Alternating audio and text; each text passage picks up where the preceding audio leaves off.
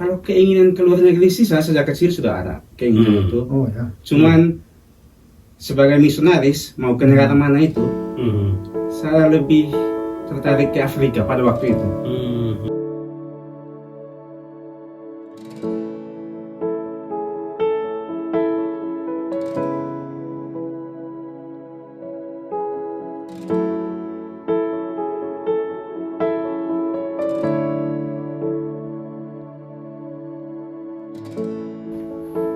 Selamat bertemu kembali para sahabat misionaris dimanapun berada.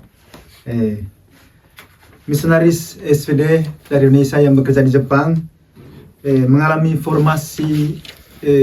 Ada yang datang ke Jepang setelah ditabiskan di Indonesia, tapi juga ada yang datang sebagai frater lalu kemudian melanjutkan studi teologi di Jepang lalu kemudian ditabiskan di Jepang.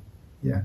Dan malam hari ini kita akan berbincang-bincang dengan seorang misionaris SVD yang baru saja ditabiskan tahun ini, bulan Maret ya. Ya. Dan menariknya dia akan juga bermisi keluar dari Jepang. Ya. Dia akan ke Kolombia dalam waktu dekat. Visanya sudah dia peroleh. Dia melamar visa ke Kolombia di Jepang. Dan beberapa hari yang lalu dia memperoleh visa itu. Dan sebelum dia berangkat ke misi barunya lagi, kita bincang-bincang. Ingin mendengarkan ya kisahnya dulu, bagaimana dia memahami, bagaimana dia mengalami misinya sebagai seorang SVD di Jepang, tapi juga harapannya untuk misi selanjutnya. Baik, selamat malam Fabio. Selamat malam. Terima kasih. Ya. Terima kasih sudah bersedia untuk hadir dalam bincang-bincang mengenai misi ya, juga mengenai diri kita ya sebagai misionaris. Ya, mungkin pertama Fabio bisa perkenalkan diri secara singkat sebagaimana yang sudah Fabio sudah siapkan. Terima kasih. Nama lengkap Fabianus John Moneseran, biasa dipanggil Fabio atau Fabio-san di Jepang. Asli Indonesia, Pulau Timur, bagian Malaka, Betun, Paroki Kristus Raja Kamanasa. Oke. Paroki Kristus Raja Kamanasa, itu paroki baru ya? Ya, dari Betun, pecahan dari Betun. Sebelumnya dia paroki Betun ya? Ya. Oke. Sejak kapan itu dari paroki? Sudah beberapa tahun sih. Ya.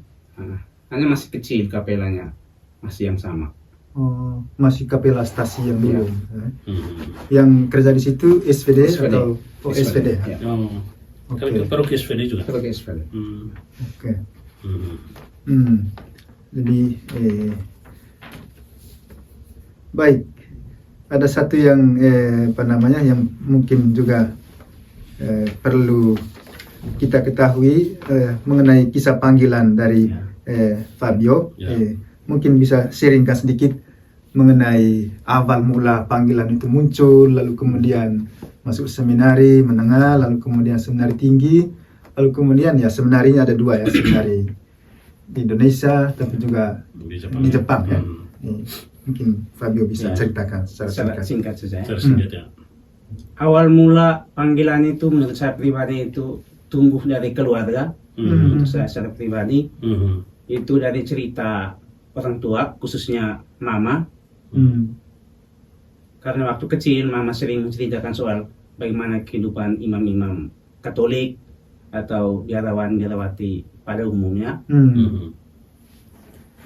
Apalagi bapak pernah kerja di SVD, lalu mama juga pernah kerja di SVD SPS. Gitu. Sehingga cerita-cerita seputar rohaniwati itu sering diperdengarkan kepada kami.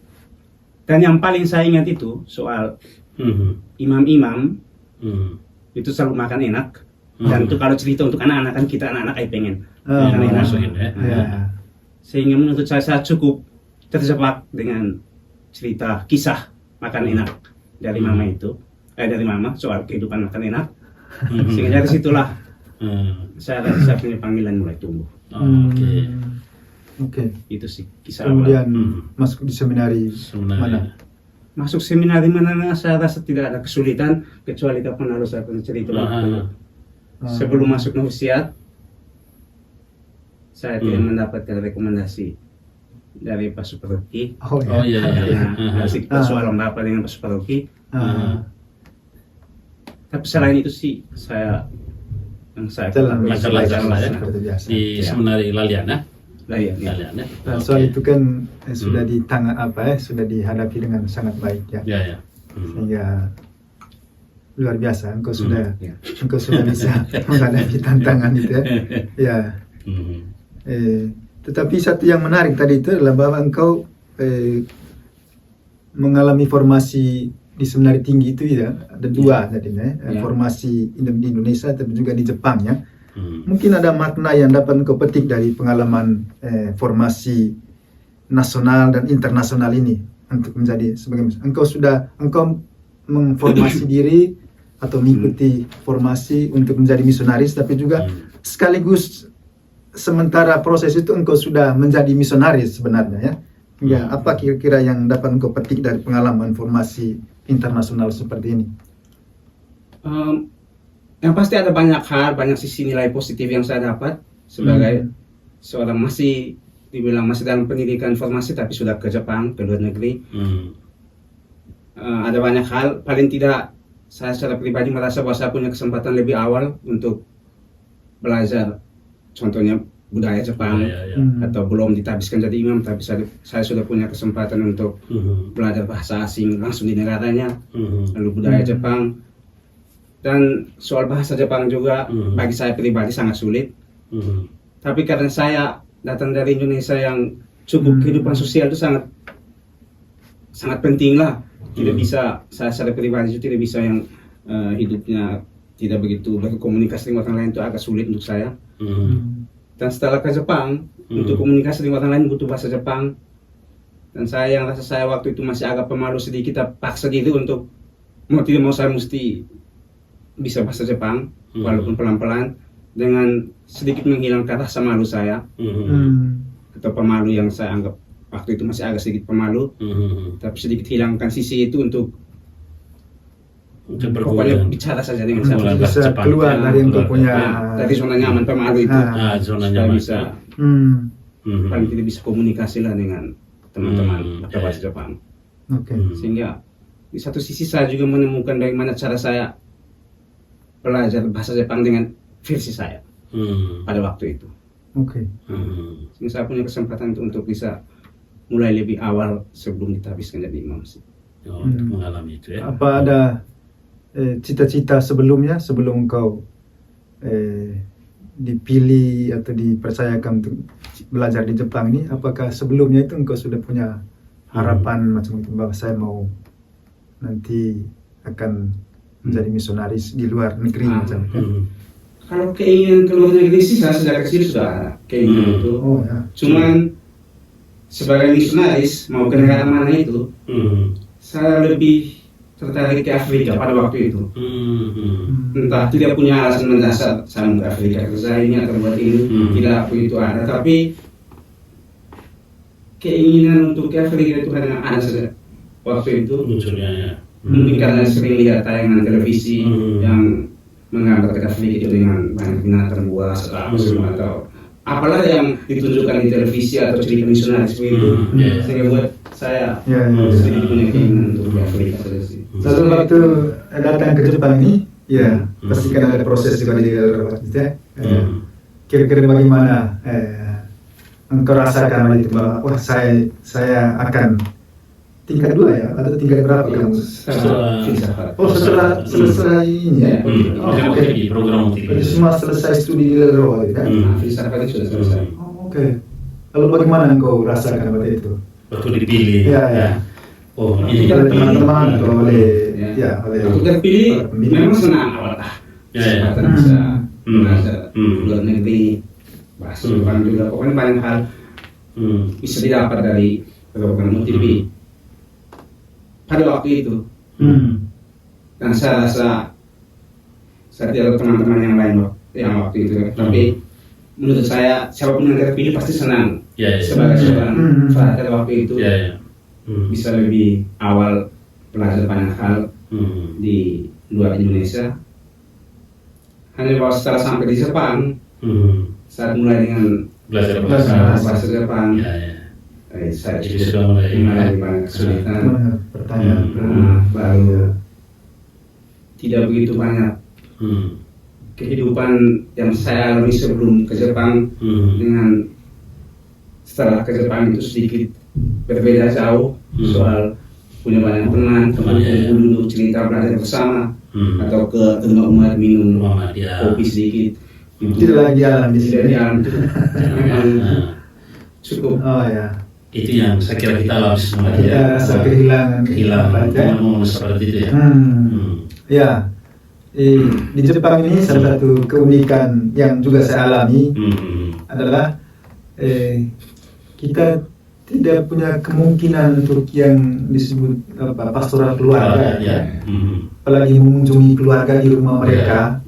Itu sama sekali ya tidak dimungkinkan ya. Kita bisa kadang-kadang ada keluarga yang bisa mengundang kita ke rumah mereka, tetapi itu sangat jarang ya. Tapi beda dengan Indonesia, ya, seperti yang Pak katakan tadi, itu ada baik frater atau juga pastor terutama, ya kita punya kegembiraan ya, juga sebagai kegembiraan dari umat juga, bahwa mereka pastor, frater atau suster atau biarawan itu bisa mengunjungi mereka. Tapi di Jepang ini itu adalah satu yang agak jarang sekali terjadi dan bukan menjadi satu kebiasaan di sini juga untuk orang-orang Katolik, keluarga Katolik juga. Ya, jadi itu satu tantangan bagi kita dari Indonesia ya, ketika kita mengalami formasi di Jepang ini, juga berpastoral, bermisi di Jepang. Ya. Baik, kemarin juga kita orang-orang Katolik di seluruh dunia merayakan pesta Kristus Raja ya. Kristus Raja dan sangat istimewa kemarin kami di seminari mengalami Ekaristia dipimpin oleh misionaris baru Fabio ini. Jadi dan dia berkhotbah dalam bahasa Jepang juga tentang apa arti perayaan ini. Karena itu juga kita sedikit mendengar dari dia, terutama ya karena dia khotbah dalam bahasa Jepang kemarin. Mungkin baik juga untuk kita dengar ya dalam apa kira-kira isi khotbahnya kemarin. Tapi saya pikir menarik ya kemarin karena beberapa isinya, beberapa bagian dari khotbahnya itu saya pikir mungkin baik kalau kita misalnya dengar juga sharing dari dia mengenai apa yang dikhotbahkan kemarin. Baik Fabio, kemarin apa kira-kira pesannya untuk tentu saja dalam bahasa Jepang kita sudah dengar. Tapi juga mungkin baik untuk sharingkan juga pada saudara-saudara kita di Indonesia ya, mengenai makna dalam bahasa Indonesia. Sebenarnya tugas misi kemarin itu bukan saya yang mengisi. Imam yang bersangkutan agak sibuk. Karena itu kan sangat menarik, tapi juga satu momen yang mungkin momen terakhir engkau berkhotbah dalam satu pesta besar macam gini ya, sebelum engkau berangkat ke karena itu mungkin ini akan menjadi penting untuk engkau kemudian ketika engkau sudah tua di Kolombia nanti. Saya punya khotbah pesta besar terakhir di Jepang itu ini ya. Jadi bukan merupakan satu kebetulan. Iya. Satu. Itu semua dalam perencanaan Tuhan. Iya. Bisa dirangkum secara singkat. Kan pesta Kristus Raja semesta alam. Hanya saya melihat bahwa Kristus Raja semesta alam ini kisah perjalanan hidupnya itu tidak menggambarkan, seakan-akan tidak menggambarkan sama sekali dia itu si Raja semesta alam. Paling tidak sebelum kebangkitannya sampai wafatnya dia itu kan sepanjang hidupnya itu penuh dengan semacam ditangkap, dihukum, bahkan sampai diolok-olok lalu sampai wafat di kayu salib. Sehingga Kristus Raja semesta alam itu semacam tidak kelihatan semasa hidupnya itu. Tapi justru pada saat yang sama juga sosok raja itu digambarkan dengan sosok yang penuh kasih, penuh cinta. Karena raja dalam image saya kan sosok yang tangguh, perkasa dengan segala pasukan, prajuritnya yang banyak. Ya. Dan kalau sampai ada yang mengganggu atau yang mencoba untuk mengganggu silakan, nah itu sebenarnya kekuatan pengikutnya itu kan langsung bisa mengormasi yang bersangkutan. Tapi yang ada satu ini kan sama sekali tidak. Tidak kelihatan, tapi justru disitulah letak kekuatan Raja Kristus Raja semesta alam ini dengan kasih cintanya yang utuh dan sempurna kepada siapapun, termasuk pada mereka yang mengolok-olok yang menghukum dia. Itu inti dari Dan saya pikir ini yang menarik ya untuk direnungkan ya. Jadi saya sendiri juga ketika merefleksikan peristiwa ini, bukan hanya sekarang tapi juga sering dalam refleksi saya mengenai perayaan ini, seperti yang dikatakan Fabio tadi ya. Jadi Yesus itu dia berkuasa ya, atas segala sesuatu, tapi dia tidak menguasai ya. Itu bedanya ya. Dia berkuasa tapi tidak menguasai, tapi mencintai. Dan itu berbeda dengan para penguasa, para raja yang seperti Pak bilang tadi, raja yang umumnya ada dalam image kita itu kan, mereka menguasai, cenderung mau menaklukkan ya. Yesus sebagai raja bukan lagi menaklukkan, tetapi menarik ya, atau membuat orang menjadi sahabat gitu ya. Tidak membuat orang tunduk, tetapi membuat orang bisa tegak di hadapan dirinya sendiri. Itu kan luar biasa ya. Jadi saya pikir ini perlu untuk dipelajari oleh siapapun ya. Seringkali kita misalnya entah sebagai apalah kita ya, cenderung ada cenderungan untuk menguasai ya, kepala keluarga, menguasai keluarga, menguasai ini atau siapa yang dalam keluarga cenderung mau menguasai, mau menaklukkan ya. Dan ini relasi baru yang dibangun oleh Yesus menurut saya itu adalah relasi berkuasa tetapi bukan untuk menguasai, tetapi untuk mencintai. Dan kuasa cinta itu kan beda dengan kuasa yang menaklukkan itu ya. Membuat orang bisa merasa nyaman dengan dirinya, ya, membuat orang bisa merasa bahagia, gitu. Ya, untuk saya perayaan ini selalu merupakan perayaan sangat menarik untuk saya karena ada satu kontradiksi tadi dalam arti raja, ya. Memang penafsiran terhadap itu dulu kan banyak orang takut dengan orang Kristen juga karena mereka merasa bahwa para raja merasa ya, nanti mereka ini yang menguasai kita lagi. Sehingga banyak orang Kristen kan dianiaya ya. Banyak orang menjadi martir karena itu. Tapi sebenarnya ini karena keliruan dalam memahami kerajaan Yesus itu, termasuk juga kerajaan Allah kan. Jadi terima kasih Fabio untuk engkau punya pesan ini. Mungkin engkau juga punya pesan khusus untuk dirimu sendiri sebagai misionaris dari pesta ini tadi, atau dari makna makna perayaan kemarin itu. Sebagai misionaris nanti engkau mau menjadi misionaris yang bagaimana dengan semangat Kristus Raja ini? Ya. Mungkin bacaan kemarin juga pada bacaan pertama Daniel kalau tidak salah juga soal pelayanan ya.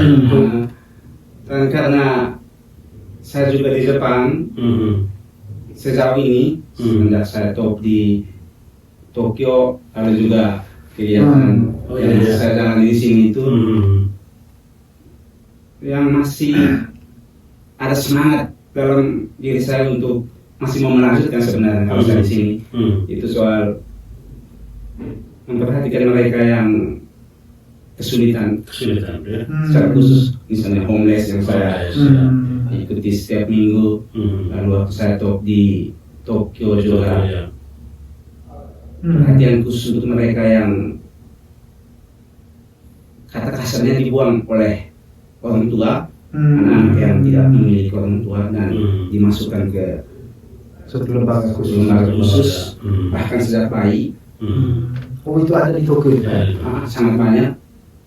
Dan bahkan untuk saya yang punya kesempatan masuk ke situ, saya juga mesti melalui semacam tidak boleh ini, tidak boleh itu, tidak boleh sebut nama mereka di luar wilayah tempat saya berada di situ, tidak boleh ceritakan apa yang terjadi di dalam ke siapa saja, karena memang itu semacam banyak juga anak-anak yang terluka.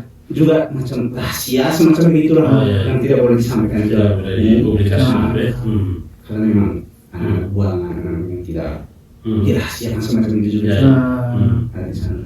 Ada banyak hal ya. Sehingga kita mesti temani mereka, perhatikan mereka, rawat macam kita punya anak sendiri itu. Saya merasa bahwa saya masih punya semangat di bagian itu. Sehingga ya saya berharap saya punya kesempatan untuk terlibat dalam kegiatan yang sama di sosial. Ya, karena Fabio kan pernah, ya saya kira berapa bulan di Tokyo? Setahun. Topnya ya. Di katedral. Ya, cuma sering sampai Jumatnya di bantu di tempat itu ya. Ya, Peter Fabio ini salah satunya waktu dia masih praktek itu yang berpraktek di katedral Tokyo Tokyo. Dan itu tidak pernah sebelumnya ada, juga sesudah mungkin juga tidak ada mungkin ke depannya. Setelah dia juga tidak ada karena sepertinya ada suatu pengalaman khusus, dan di sana dia tadi mengalami suatu pengalaman khusus pelayanan terhadap anak-anak yang terlantar macam itu dalam bahasa Indonesia ya. Tapi juga selama 2 tahun terakhir ini saya juga mengalami, dia sering juga setiap hari Kamis melayani pemberian makanan untuk homeless di Sakai, satu kota di Nagoya ini.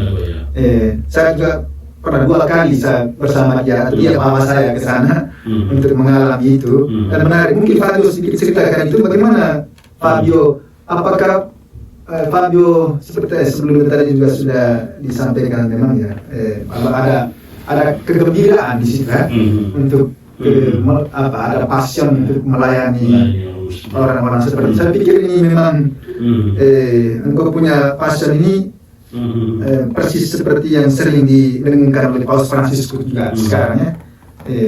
Betul-betul merangkul mereka yang ya dikatakan miskin dalam kategori kita ya, tapi bukan ini suatu kategori yang buruk, tapi sebenarnya karena untuk Paus Fransiskus lewat mereka itulah kita bisa melihat wajah Yesus macam itu. Kira-kira Fabio bagaimana melihat mereka, lalu kemudian apakah itu memperkuat panggilanmu sebagai misionaris, lalu kemudian ya seperti yang mungkin bisa engkau kasih ya. Untuk saya ketertarikan awal untuk terlibat dalam kegiatan-kegiatan begini ini muncul saat saya di Tokyo sih, mulai dengan kegiatan dengan anak-anak, rawat mereka seperti kita punya anak, bahkan sampai mereka tidur juga kita mesti temani sampai nyenyak kalau kita pulang. Anak umur berapa itu? Ada dari bayi sampai SMA, setelah itu tamat SMA harus pergi. Cuman karena saya orang asing dan baru saja mulai di sana, sehingga saya hanya boleh terlibat untuk anak-anak yang ada 3 home sebetulnya, 3 kelompok untuk saya bisa dekat langsung tinggal bersama. Itu yang Yochiense sebutannya itu TK sampai untuk yang cewek TK sampai SD kelas 6, sedangkan yang cowok SD sampai SMA. Dan setelah itu dari situ mulailah saya selesai top 1 tahun di sana, kembali ke sini masuk frater dan mulai ikut kegiatan kongres. Ada berapa orang terkawal itu? Anak-anak di Tokyo yang satu lembaga itu kira-kira di atas 50-an lah. Dan itu setiap tahun selalu ada yang baru. Iya, kayaknya begitu. Hanya saya kan hanya di bagian 3 home itu saja. Yang cewek-cewek yang sudah mulai SMP, SMA itu kan saya tidak boleh gitu. Ditambah lagi bayi-bayi juga tidak boleh, sehingga dia tahu jumlahnya pasti lebih banyak lagi. Lalu di sana juga ada kelompok homeless. Engkau tidak pernah pergi bertemu dengan kelompok homeless? Saya tidak terlibat itu kegiatan. Lalu bagaimana engkau punya kesan dengan kelompok homeless di Sakai? Kan pikiran saya yang dari Indonesia kan kalau musuh Jepang dengan segala kemewahan, teknologi, mobil-mobilan, otomotif, segalanya itu kan kesannya luar biasa sekali ya. Tapi setelah saya mulai ikut kegiatan kongres di Sakai ini kan, saya hanya berpikir di balik kemewahan yang ada atau yang Kemajuan. kita bayangkan soal Jepang itu ada juga, termasuk anak-anak yang terpelajar itu kan main juga kongres. Padahal di Tokyo juga banyak sebenarnya. Lalu di Sakai yang hanya satu kota kecil Sakai itu saja, satu hari kan 150-an, 150-an, sehingga ternyata ada juga banyak. Nah, sisi lain dari Jepang yang mungkin kita begitu tidak tahu. Iya. Saya banyak di kota-kota besar, maksudnya di Shanghai juga pernah layani itu terlibat dalam kegiatan-kegiatan seperti itu. Segera di mana Lalu bagaimana itu mempengaruhi engkau punya panggilan? Bagaimana? Mempengaruhinya secara positif saya. Dalam artian saya punya keinginan untuk bekerja di bidang situ. Untuk saat ini saya merasa bahwa saya punya ketertarikan di bidang situ. Ada kegembiraan. Saya merasa bahwa saya punya salah satu ketemu sini itu di situ sih. Makanya minggu lalu pun saya walaupun sudah Kolombia, tapi saya selalu menempatkan diri untuk kesana. Ke mana? Ke tempat yang pergi itu? Ya. Oh ya, oke. Mungkin nanti kami akan ikut juga dengan Ya, Niko juga saya pikir sudah mulai ikut terbuka di kelompok yang kita ada kelompok lain juga yang ditangani oleh suster-suster Caritas dari India. Dari India ya. Jadi ya ini satu hal yang menarik karena seperti yang disinggung oleh Fabio tadi itu, saya juga dulu punya bayangan bahwa Jepang ini dengan segala kemajuannya itu, dengan budayanya juga, sepertinya tidak ada itu orang-orang terlantar, orang miskin begitu. Tapi dalam kenyataannya sepertinya apa yang disebut Paus Fransiskus sebagai kemiskinan itu ada di mana-mana ya. Dengan demikian kita juga sepertinya selalu bisa bertemu dengan Yesus dimanapun ya. Di negara maju yang maju bagaimanapun di sana tetap ada yang wajah Yesus itu ya, wajah yang perlu diperhatikan ya. Atau mungkin sebaliknya wajah yang selalu memanggil kita untuk memperhatikan ya. Kalau dalam bahasa Immanuel Levinas itu kan wajah yang selalu membuat kita merasa bertanggung jawab atas ya. Itu saya pikir di Jepang juga ada ya. Dan homeless juga ternyata banyak juga di Jepang. Ya. Jadi mengenai ini saya punya pengalaman, tapi mungkin nanti akan saya ceritakan ya. Ya. Baik Fabio. Oke, lalu apa lagi ya? Oke, sekarang kita omong tentang musim ya. Musim ke Kolombia ya. Ini merupakan pilihanmu atau bagaimana sebenarnya kisahnya? Karena kalau saya pikir ketika engkau di Indonesia itu kan, ya boleh dikatakan selama ini dalam selama ini itu kan karena ini bahasa sulit. Kalau sudah belajar bahasa dan sudah kuasai, ya sebaiknya ya lanjut ke Jepang karena orang Jepang bilang mokkaitai ya, sudah berjuang dengan berdarah-darah lalu kemudian harus tinggalkan itu untuk pergi. Tapi saya sendiri merasa ini luar biasa ya. Setelah engkau berjuang berdarah-darah di sini dengan bahasa mau berdarah-darah lagi di tempat lain itu, saya yakini ada sesuatu yang perlu kita pelajari dari Fabio ini. Karena itu mungkin kau bisa ceritakan ya.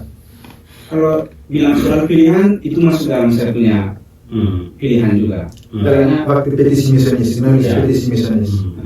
Kecuali karena mulai angkatan kami, angkatan Jepang, penulisan itu petisi misionis itu kan berubah dari 3 sampai ke 8. Ada 8 pilihan. Ada 8 pilihan ya. Dan itu cukup mengagetkan untuk kami sih, angkatan pertama di Jepang, tiba-tiba langsung bilang tulis 8. Padahal saya sudah siapkan 3 di sana kepala, nanti saya tulis 3 lah. Apa itu 3 itu apa? Saya tidak ingat baik, tapi yang pasti Kolombia itu masuk di 3 pilihan. Dan kalau tidak salah mungkin semuanya Afrika atau 2-nya Afrika. Masih benar. Mau tulis 3 tempat itu. Sebelum kebijakan 8 provinsi itu sudah. Oke. Tapi setelah itu diumumkan mulai tahun ini tulisnya 8 provinsi, sedikit kewalahan. Dan kalau mau bilang Kolombia itu masuk dalam pilihan, saya tulis, tapi dia akan kemudian lah. Saya sudah tulis ke 6, ke 7 baru. Kolombia masuk. Karena setiap zone wajib dituliskan 2 provinsi. Dengan kita kan punya 4 zona. Dan masing-masing tulis 2. Dan Kolombia itu sepertinya Datang kemudian. Karena harus pikir 8 tempat memang. Sehingga kalau bilang masuk dalam pilihan, ya dia tetap masuk dalam tulisan petisi. Tapi bukan yang utama atau pilihan utama, bukan. Dalam perubahan ke 8 provinsi itu tidak ada lagi urutan 1, 2, 3, 4. Oh gitu. Setiap zona tulisan 1, 2, 1, 2, masing-masing punya 2. Oh begitu. Tidak ada lagi urutan macam itu ya. Urutan 1, 2, 3 tidak ada lagi. Oh begitu. Dengan alasan dia pilih. Oke. Sehingga sekarang zona begini, lalu kemudian mau kemana di zona ini, zona ini mau kemana di zona ini. Oh begitu ya. Oh. Kemudian nanti dari sana dulu. Oke. Sehingga engkau sama sekali tidak punya bayangan untuk ke sana ya kan? Tapi saya punya bayangan bahwa kemungkinan besar saya akan diurus ke Afrika. Karena Afrika kami terima ya. Kan pada tahun itu, dan saya punya firasat bahwa kayaknya saya dengan alasan yang sudah saya tulis, keinginan saya untuk ke Afrika. Apalagi engkau sudah punya keinginan juga sebelumnya. Sehingga saya firasatnya bahwa saya akan dikirim ke Afrika. Tapi pada akhirnya dari kami terima 2 ke Afrika, sehingga mungkin kedua yang lebih diutamakan. Oke. Lalu ketika dapat Kolombia, engkau punya perasaan bagaimana? Kaget. Yang pasti bahwa saya tidak berpikir saya akan kirim ke sana. Walaupun saya tulis juga Kolombia, tapi hanya bahwa dalam hati kan tidak mungkin. Di zona siapa itu engkau tulis apa?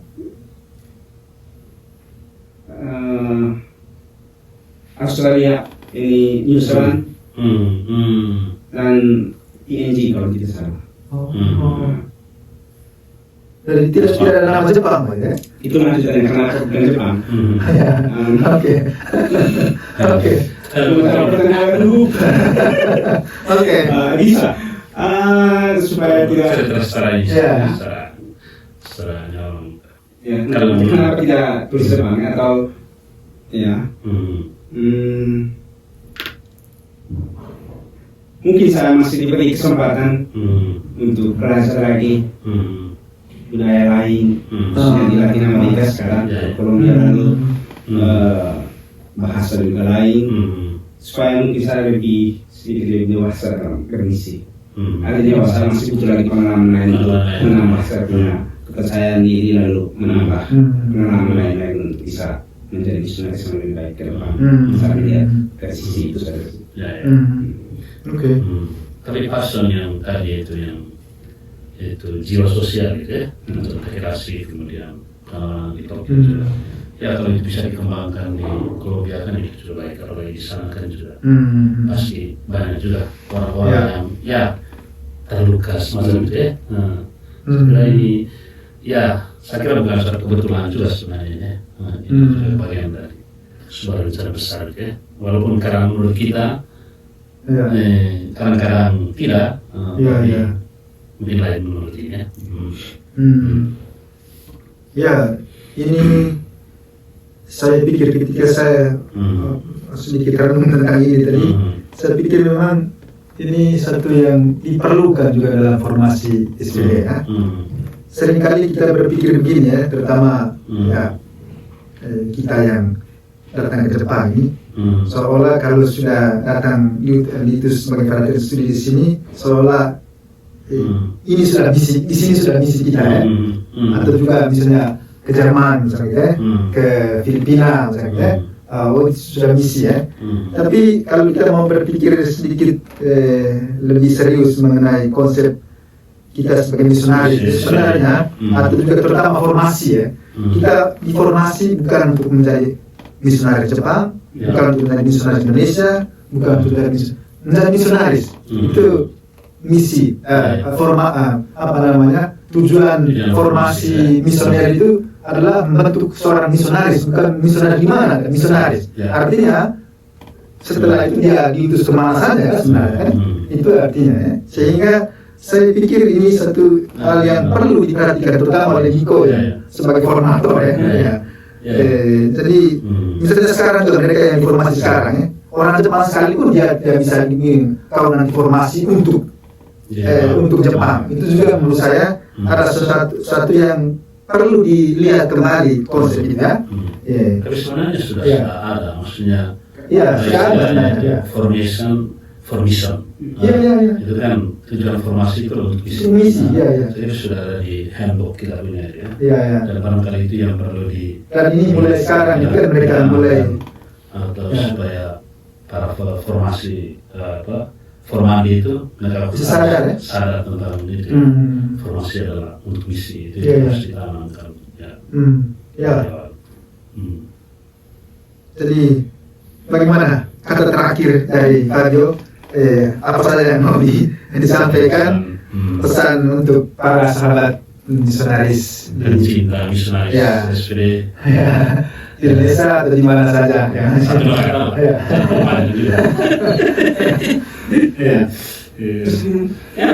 Apa saja yang termau terus kita bagaimana untuk teman-teman para misionaris. Untuk teman-teman kita sudah jadi misionaris di mana? Angkatan Indonesia kan? Tiba-tiba saya bingung. Tapi yang pasti saya berharap ini nanti saya sudah pasti kayak minggu depan saya berangkat ke Kolombia. Hanya belum jelas dan tunggu gosim sama. Beli tiket. Tapi saya berharap bahwa penugasan saya ke provinsi Kolombia ini juga bagian dari rencana Tuhan supaya saya menjadi lebih dewasa dalam bermisi dan lain-lain, terus punya kesempatan belajar banyak hal lagi supaya bisa lebih dewasa dalam bermisi. Dan semoga saya diberi kesempatan juga untuk bisa melanjutkan ketertarikan saya pada misi dari orang semacam JPIC sejauh ini sih untuk saat ini masih punya ketertarikan di bidang itu. Tidak tahu ke depan bisa ketertarikan di bidang lain juga, tapi untuk saat ini sih saya punya minat besar di bagian situ. Pelayanan untuk mereka yang terluka, homeless dan semacamnya. Itu yang misi besar. Ada pesan juga untuk formasi kami di Jepang, formasi SPD Jepang selanjutnya di sini bagaimana? Mungkin ada? Tuhan memberkati. Kalau masih butuh tenaga juga untuk provinsi Jepang mungkin di bidang pendidikan khususnya, karena memang di sini sangat dibutuhkan menurut pandangan saya dibutuhkan calon-calon misionaris di bidang formasi dan juga pendidikan di Jepang, tapi juga ada banyak peperangan juga yang butuh misionaris di bidang-bidang lain seperti pastoral, kategori tidak harus tetap di Jepang juga bisa juga yang dari sana kirim di sini, yang dari sini juga kirim ke tempat lain juga. Dan pesan untuk para konfrater kita di Kolombia bukan pesan apa, salam untuk mereka di sana. Karena minggu depan dia akan di sana, para konfrater di Kolombia. Jangan lupa tunggu di pintu gerbang. Jangan lupa siap talian penyambut kan, mungkin ada kata-kata sedikit. Sampai jumpa di sana. Semoga saya bisa menyesuaikan diri dengan keadaan dan situasi di Kolombia. Juga semoga belajar bahasa juga nanti berjalan dengan lancar. Paling tidak saya punya pengalaman belajar bahasa Jepang di Jepang. Semoga cara saya belajar bahasa Jepang bisa saya pakai juga untuk belajar bahasa Spanyol nanti di Kolombia. Bisa. Semoga luar biasa. Dia punya Jadi saya sangat yakin Fabio dengan pengalaman formasinya yang cukup keras juga di Jepang ini bisa menjadi kekuatan bagi dia untuk bisa menjadi misionaris yang tangguh di Kolombia nanti. Tapi ketangguhan seorang misionaris saya pikir tidak hanya bergantung pada seorang misionaris, tapi juga pada kerjasama dari para konfrater ya. Kalau pusat orang kuat, tapi kalau misalnya dirobohkan oleh yang lain, itu juga tidak akan ini ya. Jadi terima kasih Fabio untuk kesediaannya hari ini men-sharingkan sedikit satu dua pikirannya, dan sampai jumpa di podcast berikutnya.